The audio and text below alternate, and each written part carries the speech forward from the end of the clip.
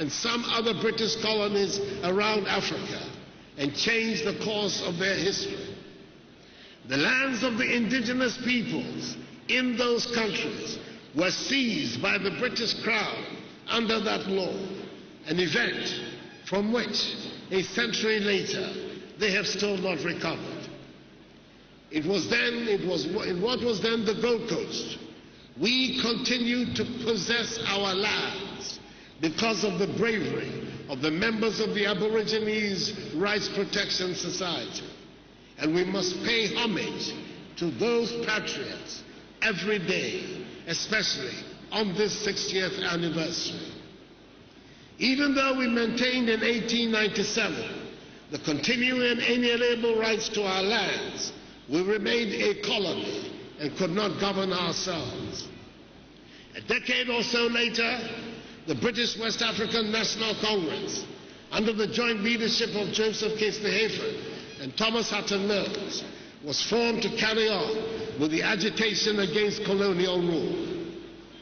The next significant event in the struggle occurred on 4th August 1947, exactly 50 years later to the day of the formation of the Aborigines Rights Protection Society, when a group of nationalists gathered in Southport for the launch of the United Gold Coast Convention, the UGCC, the first political party in our country. The founders of the UGCC then met to demand independence from the British, and 70 years after that event, one still marvels at the clarity of thought and the passion that they displayed. Some of the names of that momentous day have survived in our written history and folklore. 5 of them are on our Ghanaian currency: Joseph Boache Dankwa, Emmanuel Ubeche-Bilanchit, William Oforiatta, Ebenezer Akwaje, and Edward Akufo-Addo. Kwame Nkrumah, the 6th of the big currency on the currency, the big 6 on the currency, was to join them later. And there are others equally important that we should not forget. And I pay homage to George Parr Grant, R.S. Blake, Kobina Kessie, J.W. de Graaf Johnson, and Francis Awuno Williams, amongst others. The speech the Ghanaian Colossus Dankwa made on that day deserves to be liberally quoted on a day like this. He said, and I quote, "Love of freedom from foreign control has always been in our blood. 870 years ago, we struck against the attempt of the Arabs to impose a religious slavery upon us in Ghana. We left our homes in Ghana and came down here to build a new home.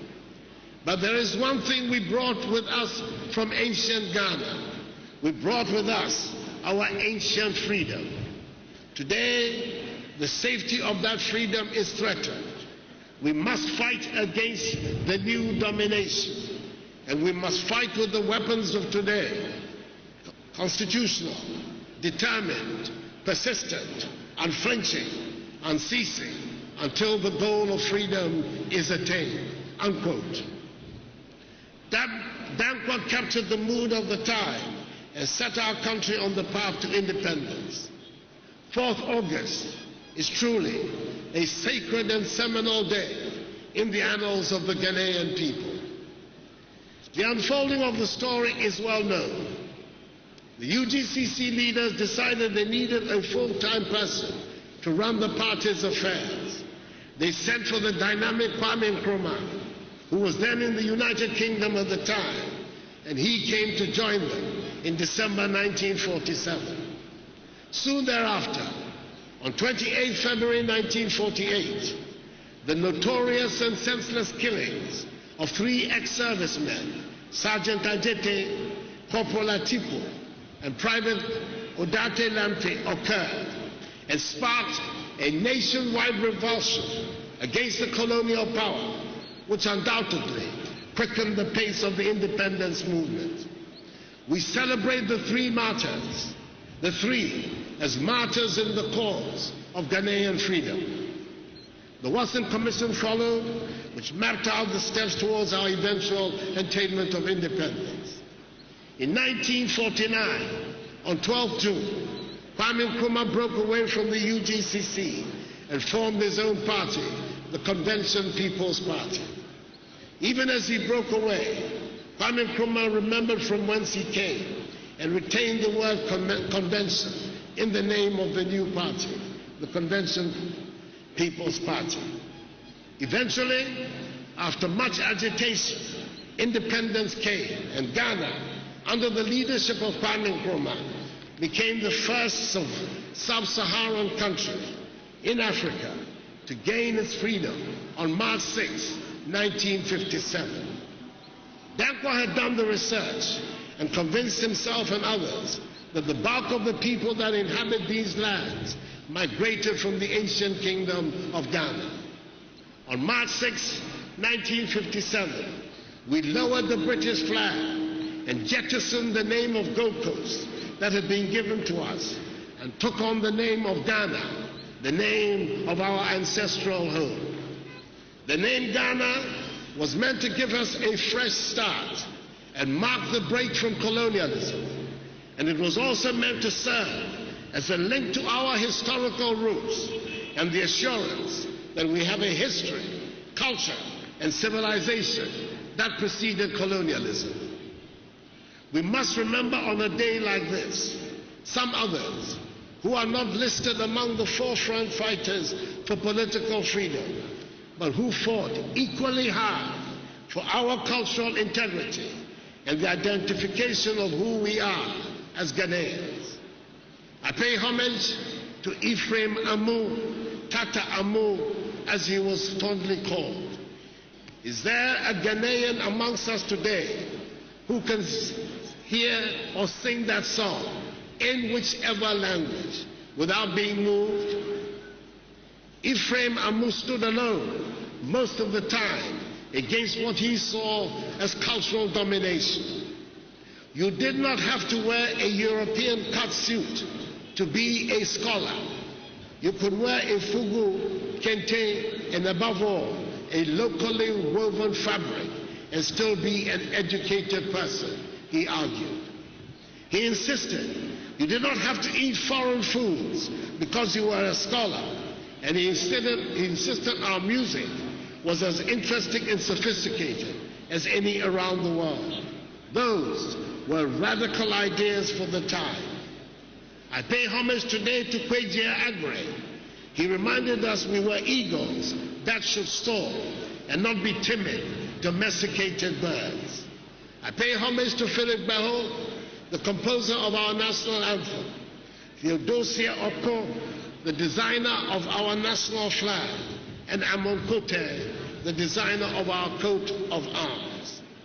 I pay homage to Kofi Antobam, the artist who first put Ghanaian artists on the map. I pay homage to Saka Akwe, the poet, writer, sculptor, and musician who wrote the first African folklore, The Lost Fisherman. I pay homage to J.A. Bryman, the Gonja scholar and statesman who wrote insightful publications about the Gonja people. I pay homage to the poet Apalu, who immortalized the philosophy and music of the Ekwe language. I pay homage to E.T. Manson, King Bruce, Jerry Hansen, and the others who popularized High Life, which has become an enduring identity of Ghanaian music. And I pay tribute to the great musicologist, J.H. Nkesiah, who is the unrivaled authority on African music. I pay homage to Otumfuo Prempeh I, who waged a heroic, if unsuccessful, battle against the British and retained his dignity even in exile. I pay homage to Ya Santoa, that woman of valor who led the Ashanti resistance to British imperialism. I pay homage to Nana Ofori-Atta I, who saw the wisdom in investing in the education of the young. I pay homage to Nii Kwabena Boni III, Osu Alata Manche, who organized the boycott of goods of the European traders and triggered the mass resistance that led to the 1948 riots. I pay homage to Professor Alexander Edum Kwapong, the first Ghanaian Vice-Chancellor of the University of Ghana, who became an icon in the development of our educational system. I pay homage to Dr. Oku Ampofo, sculptor and physician, who encouraged confidence in our traditional arts and medicine. It is thanks to him that herbal medicine became a respectable subject of study and research in our country. I pay homage to Akua Sabia, political activist, and I pay homage to Evelyn Amatefio, social welfare pioneer. I pay homage to Esther Oklu, pioneer industrialist and entrepreneur, whose food processing enterprise under the Unkulenu label changed our habits of food preparation forever. I pay homage to Dede Shikisha Menakwa Shososho, famous market queens who helped finance Kwame Nkrumah and the nationalist movement from their successful businesses. They and many others like them contributed to the fight for independence and in molding the Ghanaian that emerged on 6 March 1957. We were independent, and the world shared our excitement and wished us well. Our first president, Kwame Nkrumah, delivered his famous speech that midnight of March the 5th, 1957, a few hundred yards from here at the old Polo Grounds. He said, "We were free forever, and there cannot be a sweeter or more reassuring sound or set of words than those to a people emerging from oppression." He said our independence would prove that the black man or woman was capable of managing his or her own affairs. And then he said what has probably been the most quoted part of that speech. He said, and I quote, "The independence of Ghana was meaningless unless it was linked to the total liberation of the whole continent of Africa," unquote. In those words, Kwame Nkrumah sealed the fate of Ghana to the continent. He bequeathed to us Ghana's Pan-African vocation and its continent and its commitment to the unity and integration of Africa. We are grateful for his leadership and that of his principal colleagues, Kobla Agbeli-Gbedema, the organizational genius of the Convention People's Party, Kojo Bosio, its theoretician and strategist, and the others who occupy pride of place in the history of our nationalist movement. We are equally grateful for those in the opposition at independence who at great personal cost and in defiance of the infamous Preventive Detention Act were determined to hold aloft the banner of freedom and who insisted that the multi-party democratic state was the best form of governance for our nation. I refer to Joseph Boachier Dankwa, Emmanuel Obete Bilamte, Liberty Lamte, William Oforiatta, Simon Diedong Domo, Kofi Abrefa Busia, Bafo Seyakoto, Victor Owusu, R.R. Ramponsan, Joe Apia, S.G. Anto, Modesto Apalu, Ashidi Kwe, Ato Okai, and others. Our generation of Ghanaians have vindicated their stance, and we reaffirm that belief on 7th December 2016, when the Ghanaian people exercised their sovereign franchise in a dignified and serene manner to remove an incumbent and elect a new government. Once again, we demonstrated our deep attachment to democratic values and governance. The difficult times our country went through after independence were to be replicated across the continent.